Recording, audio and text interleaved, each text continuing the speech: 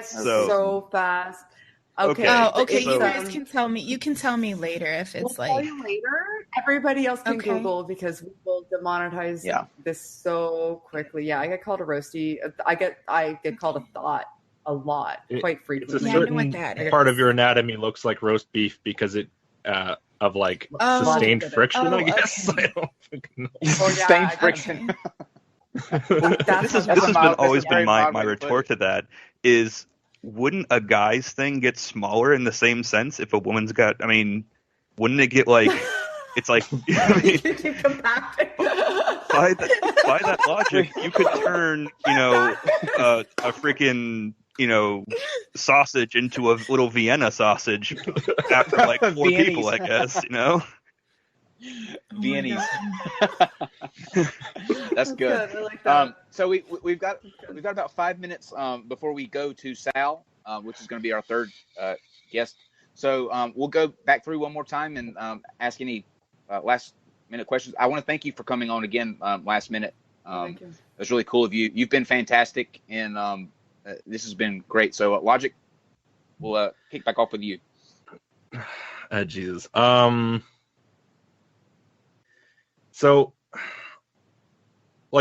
you think that most or just some of the people are like straight out of the I saw Elliot Rogers videos and now I'm an incel? Like, you think those people have really taken over?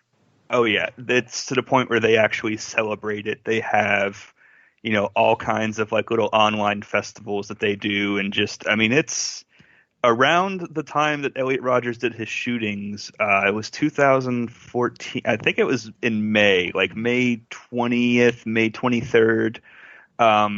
They go crazy on the message boards, and it's just post Elliot Rogers stuff, and they make all of their little avatars Elliot Rogers, and it's what was your favorite thing he did, and if you could help him, how many more people do you think you could kill? And it's not like it's a small portion of this group.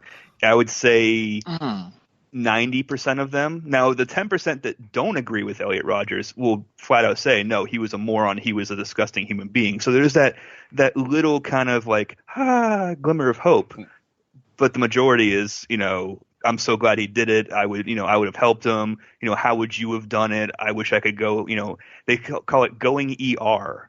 I want to go ER in my high school. I want to go in, ER at where I work. I'm going to go ER on all the, women or Stacey's that turned me down. So, I can understand young people like feeling that way in a way, because young people have a really fucked perspective a lot of the time. Like, the culture around them tells them things that aren't true. Like, sex is put on this huge pedestal as this massively important central aspect of your life, and it's so fucking false. It's so untrue, and it takes a long, it can take a long time to get that out of your head.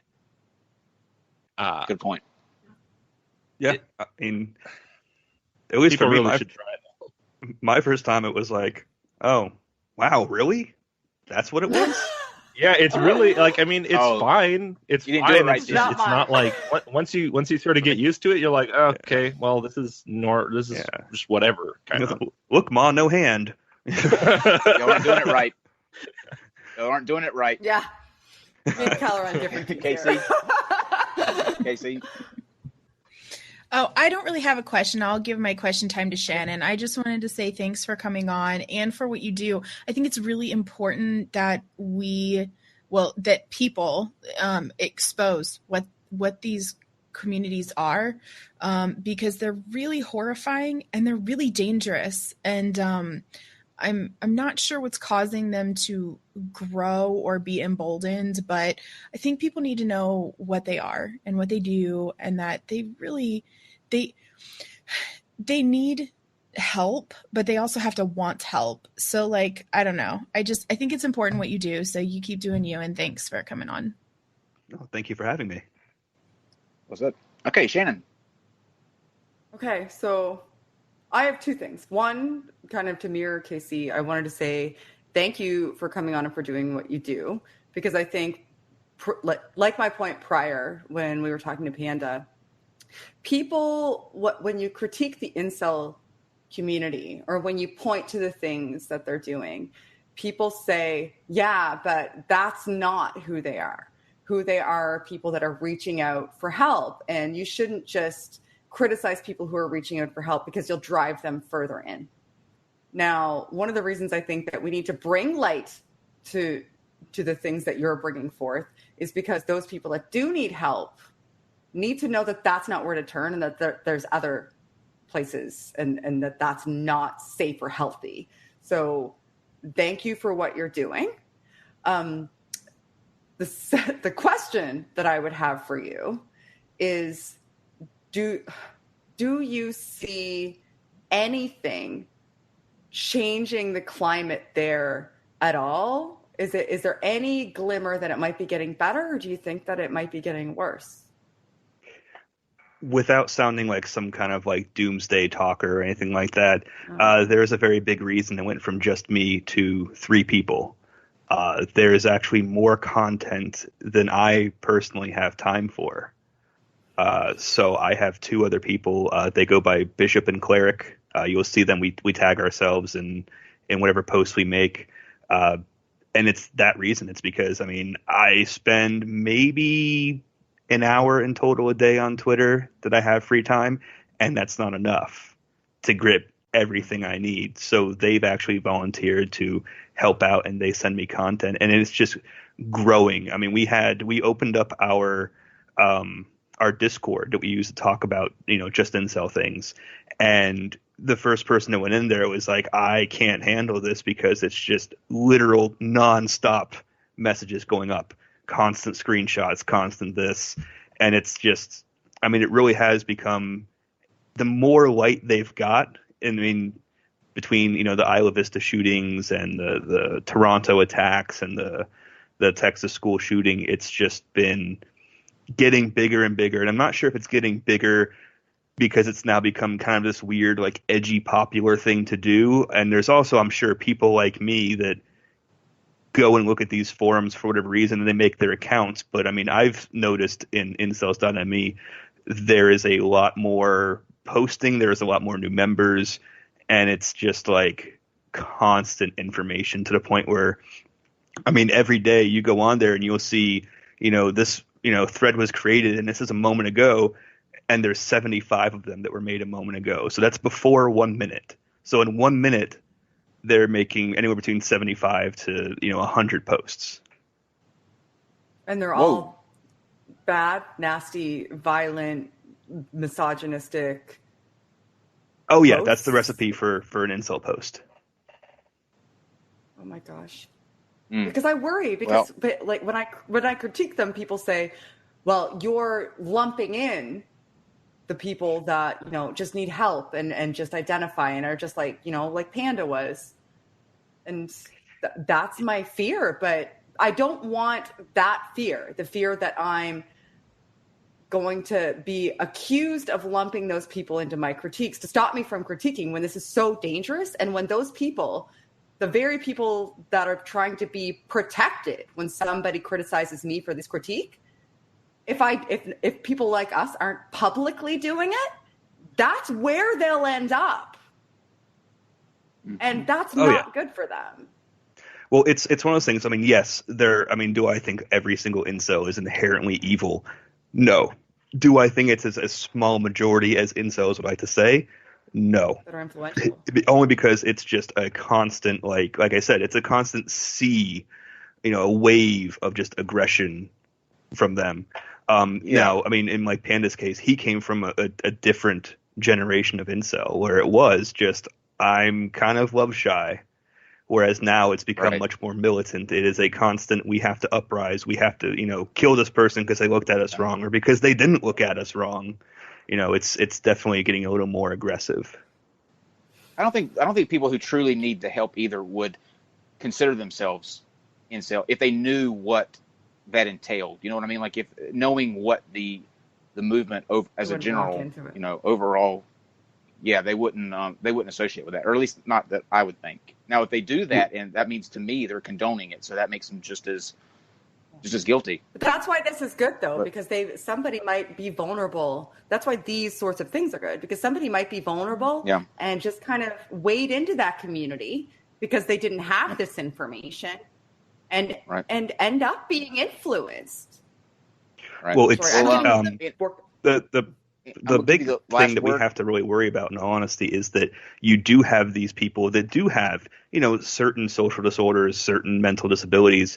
I owned a business for a long time, and one of my favorite customers was severely autistic, very nice guy, but he got in with people online, and one day, out of the blue, he started coming in and talking about how he was gonna castrate himself because women wouldn't have sex with him, so he might as well just, everyone told him to kill himself, but he was going to castrate himself because then it wouldn't matter anyway. He wasn't going to kill himself because he liked his friends.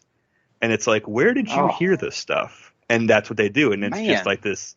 They don't realize that there are people out there that really do have these mental disorders that they make fun of, that are listening to the hate they spew. And this is the result, is you have this person who, knows right from wrong, has a social disorder, so it's kind of a blurred line with them, and then wrong becomes right, they get confused, they have an episode, and it turns violent, and God knows what's going to happen after that.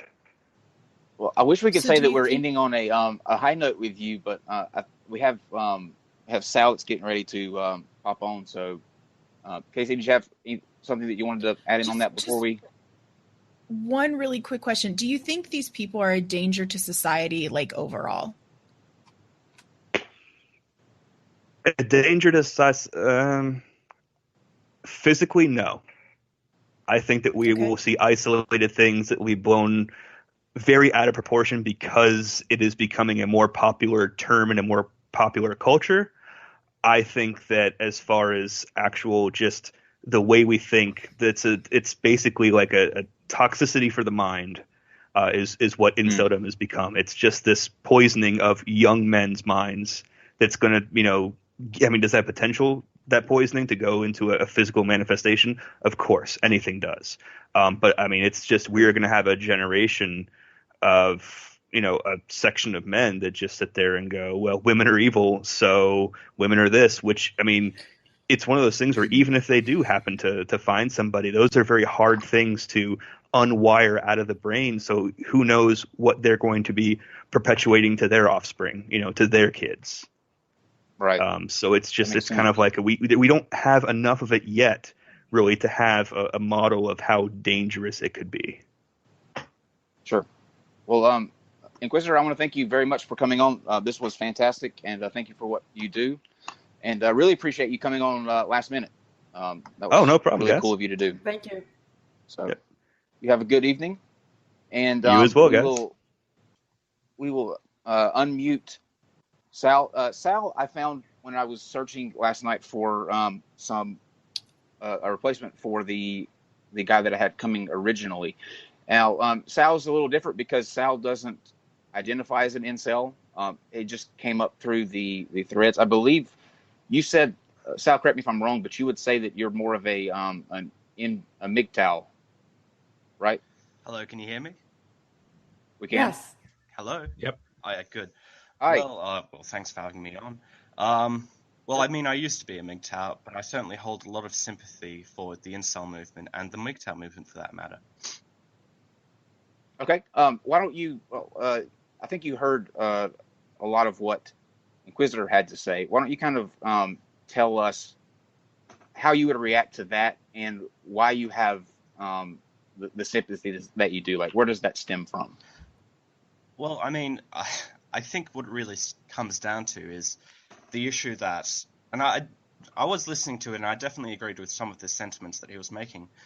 But in terms of what you really have to do, and what I believe, is that in our society, when you have the media, and I think we all know that the media isn't always the most trustworthy at the moment, when you always hear them coming down and saying, oh no, being an incel is bad, it is kind of fear-mongering to them, and I really don't fundamentally think that's going to help resolve the issue. There will always be an incel kind of community in the world, that's for sure. But if we can kind of reduce the community to a fickle one and try and keep it low underground, then that's be the way to go, and not blowing it up to some massive proportion, I suppose. But okay. And I know that you got reports on it. So. And I know you guys have a lot of questions on this side. go ahead and answer that in just a second, Sal. But